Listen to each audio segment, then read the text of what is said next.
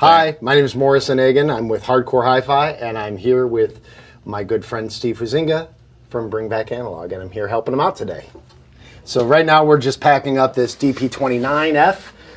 It's a nice little entry-level turntable, and so typically we would just ship this the way that they would ship it in the box, but we decided that we were going to put the belt on the spindle and then just tape down the platter to the plinth of the unit so that it's not moving around and stuff like that, which just keeps them from having to worry about putting the belt on or doing anything that might, cause them any consternation. I've made a little bit of a pad here with some of our foam wrap to go underneath the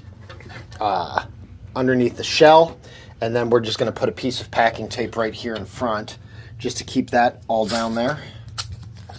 And the packing tape's nice because it doesn't leave any residue. You can really easily take it off. And then once that's done, I like to shrink wrap stuff with just some stretch wrap. It's not really a shrink wrap per se because shrink wrap implies that you have heat involved, and this doesn't have any heat. So we just use some stretch wrap to keep everything nice and make sure that it doesn't get scratched at all. Here's my shrink wrap. So I kind of live on stretch wrap.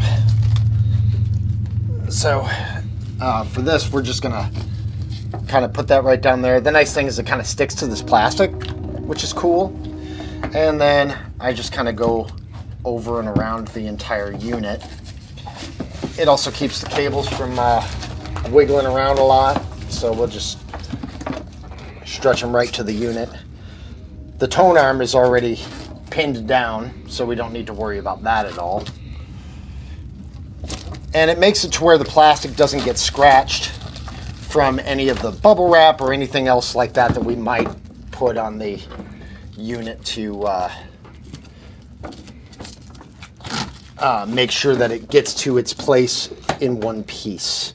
Because that's really important when you're shipping stuff, is to make sure it gets to the place in one piece. So, all right. So now we're going to come this way. And this is another thing that just also, make sure that the lid is staying where it's at. We're doing our best to just make sure that this is absolutely plug and play for them, so that they can take it, plug it into their little receiver when they get home or whatever they're plugging it into. The nice thing about these DP27s is that they have an internal phono stage. So for folks who may not have a vintage unit that has a phono input, maybe they just have a sound bar or something like that, or maybe they just have a pair of even computer speakers or what have you.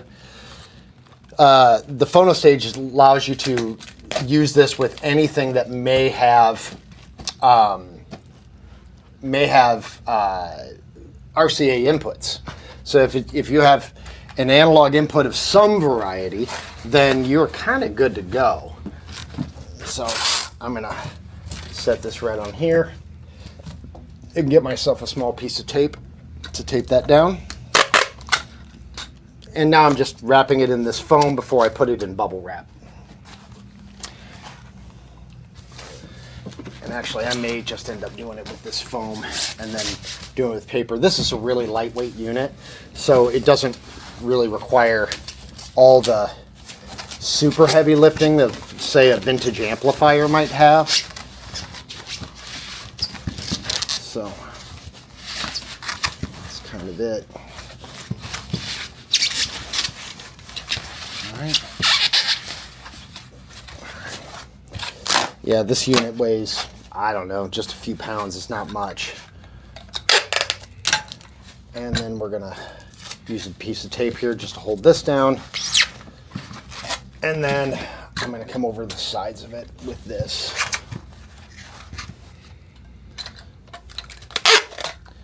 Another little piece of tape here to secure this right here. Boom. But we did pack up a Macintosh MA230 earlier, which is a tube amplifier. And that requires, it was actually the reason that we got this stuff, is because then we can remove all the tubes, wrap it in this foam packing material, and then make sure that it's, then those go in their own separate box alongside the actual amplifier, and then the end user will put the tubes in themselves, because we don't want those to travel installed in the unit, especially since they're open air, as it were. So, but with something like this is, you know, fairly easy to pack along. So this is good to go. We're going to use this box right here. I'm going to pull out some of this packing material in here that is already in here and see what kind of height that I have. Yeah, I'm good to go. Okay. So this is just some packing paper that I'm going to use to kind of create a little bit of a pad on the bottom of this. And then we'll pad up the sides and the top with it. And then we're also going to include some of these, oh, Steve, these are dividers. You don't want to chip those. Oh, no, whoops. We have, those are the... These are the inners. I need a pack of outers. Those are inners? Yeah. Okay.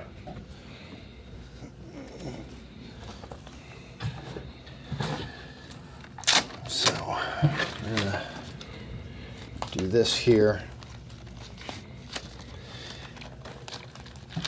And Steve has graciously decided to include some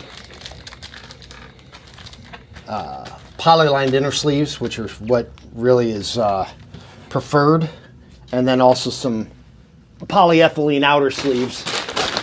We like polyethylene better than polypropylene because the polypropylene ones, they're more the Japanese style sleeve.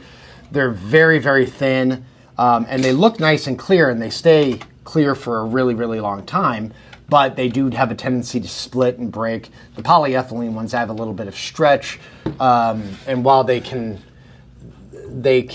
smoke up over the course of time, you know, they can get a little dingy. They never split. They never have holes put in them or anything like that. It makes a world of difference, I think. When you say sleeves, you mean sleeves for vinyl? Yep, outer sleeves. Yep, outer sleeves for LPs. So we like using poly-lined inner sleeves for the records so that they protect the records from getting any scratches or anything like that from normal paper sleeves. The poly-lined inner sleeves are much, much better for that. This is a good example of a polyethylene outer sleeve. So you can see it has a kind of a slightly milky finish to it, but they're also very, very stretchy. And so you're never going to break these by putting a record in them.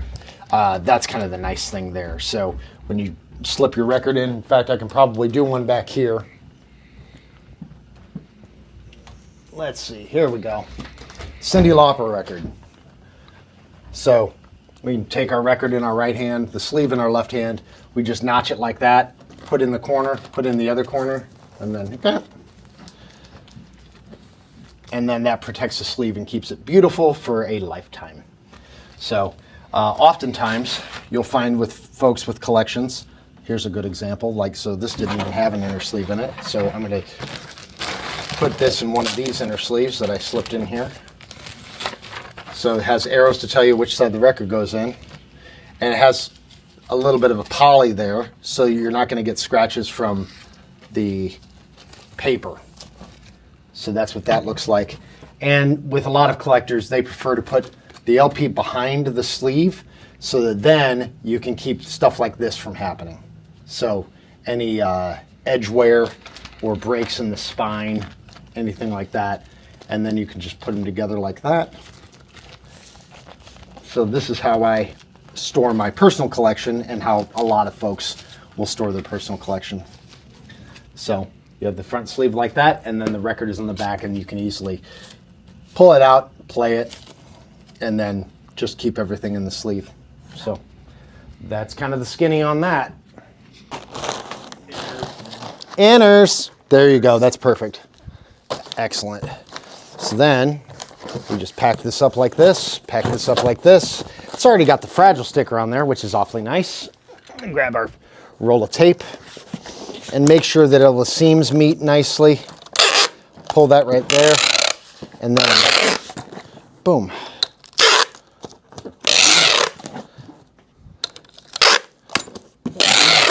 No one ever died from using too much tape.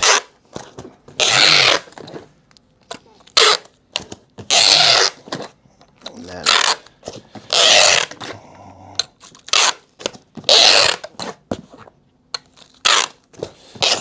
oops. I'll use this here.